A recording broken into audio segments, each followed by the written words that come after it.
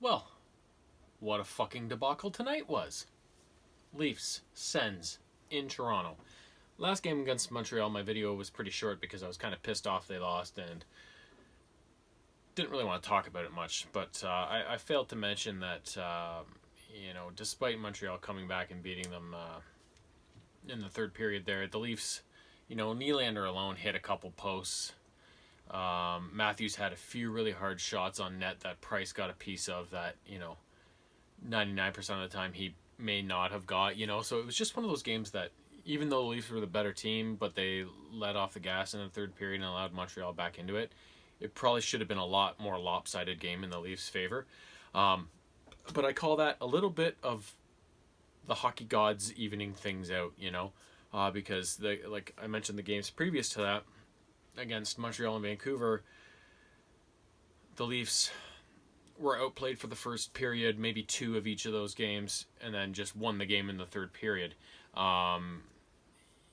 So this is kind of the opposite of that happening, right? Where they're the better team for most of the game, but let off the gas a bit, and they get taken advantage of, right? So it's everything kind of evening out. So it's just the way it goes.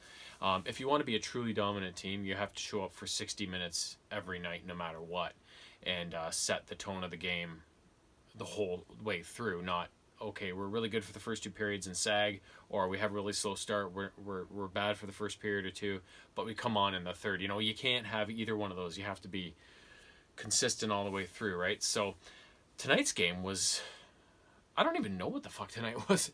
The Leafs, let's just say they were up 5-1 at one point, 5-2 going into the third, and they ended up losing 6-5 in overtime. So against the Senators, for Christ's sake.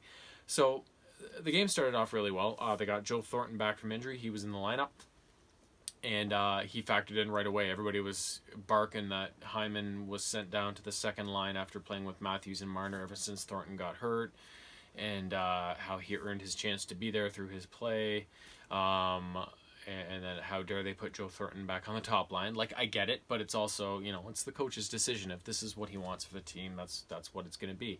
And it's not like Joe Thornton doesn't deserve it. He came in and he got 2 points, right? Like I said, he factored in on the first goal. Early in the first period, Marner was lugging the puck through the neutral zone, and then he kind of did some cutting back and forth to buy some time. Dished it down low on the left side to Thornton, who then kind of threw it back to the right side, a little high in this, not high in the slot, but mid slot where Matthews was waiting, and he wired it home for a 1-0 lead. Little while later, the fourth line got in on the action. Travis Boyd and Jimmy Vesey broke out for a 2-on-1. Boyd was carrying it down the right side. Vesey was on the left as the decoy. Boyd waited for the Ottawa defenseman to go down and slide to block what he thought was going to be a pass, but Boyd kept. Toe drag, wired it home low on the glove side. 2-0 Leafs.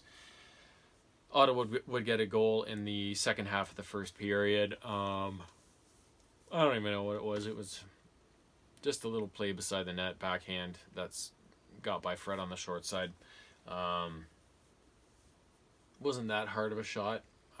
Fred probably wished he had read that one better and got it, but it is what it is. So either way, they were the dominant team through the first period. They had a 2-1 lead, so everything was looking good.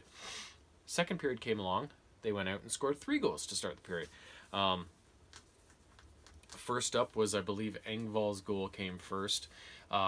Kerfoot came on the ice off a line change as the Leafs had it deep in their own end. TJ Brody had it down in the right corner, and he spotted Kerfoot come off the bench, and Kerfoot went immediately across the side, across the ice to the same side Brody was on, and Brody just sent a pass up the boards all the way to the opposing blue line where Kerfoot picked it up, flew it in down the right side, and then threw it over to the left wing where Engvall was waiting, and Engvall popped his first goal of the season, so it's good to see him get on the board. So they've had a lot of first goals over the last few games, getting everybody kind of into the mix, right? So that was good to see.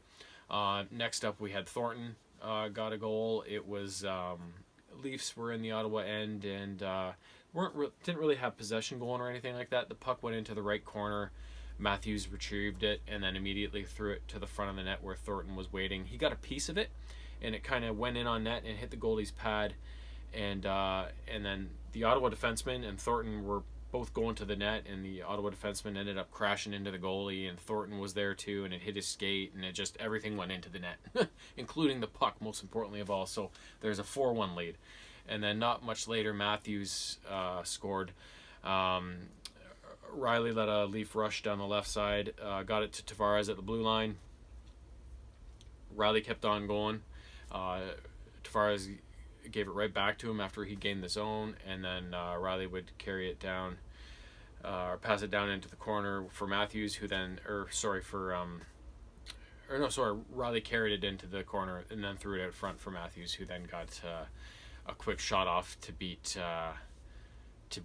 Hogboy or whatever, high on the blocker side. So there's your 5-1 lead. The Leafs would unfortunately give up a late goal in the last minute, a short-handed goal no less, to cut their lead to 3 goals at 5-2. But either way, you're going into the third period saying we got a 5-2 lead over the Senators. This should be a no-doubter, right?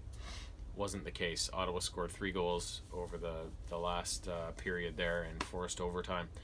And in the overtime period, the Leafs were all over the place, buzzing around the net, getting all these glorious chances. And then off of a blocked shot, the Senators somehow sprung Dadonov for a breakaway, who then beat Fred low and ended the game at 6-5. So the Leafs overall were the way better team. Like this was a night where the best team in the NHL played the worst team in the NHL, and the gap was obvious.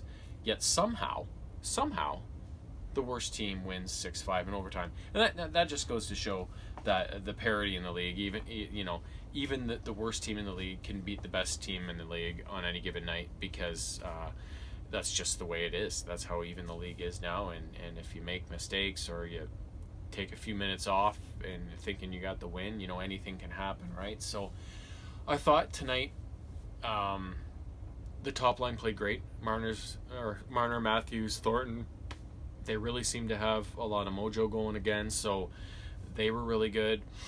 I felt that the fourth line had some really good shifts. Obviously, they chipped in with, Engvall got a goal, Boyd got a goal. Engvall's on the third line. Never mind. Boyd got a goal. Spezza had a lot of jump, had some chances. I really thought they brought a lot of energy to the game and chipped in with the goal, like I said. The third line, I thought they looked really good. Kerfoot, he set up Engvall for a goal. Mikheyev was all over the place all night long, especially on the penalty kill. They had to kill off a double minor for high sticking when Hyman got a guy in the face and drew blood. And Mikheyev was just a master on that penalty kill, just forcing the play.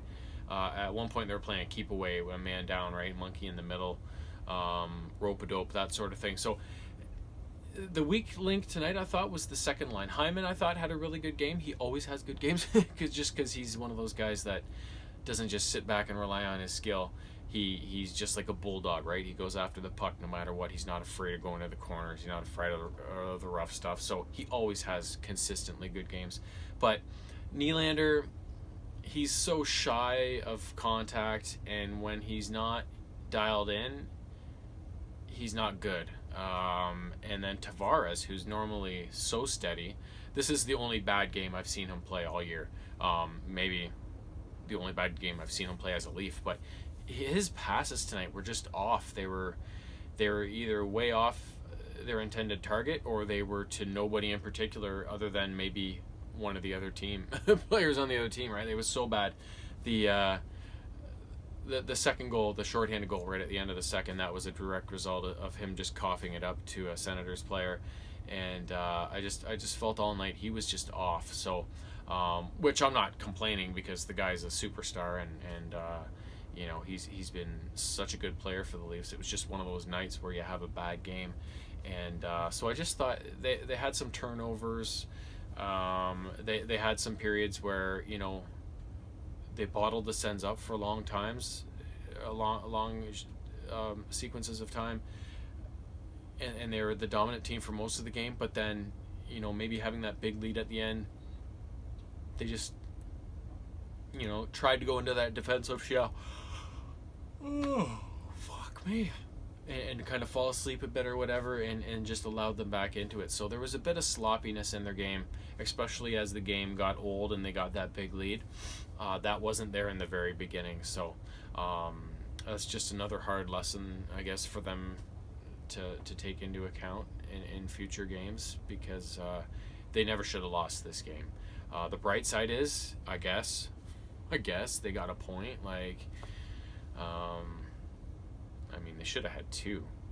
They should have had a clean two, not an overtime two. They should have had just fucking 2 points straight up, 60 minutes. But no, they come out of it with just 1 point after an overtime loss. So, but like I said, so many of the guys played really well, and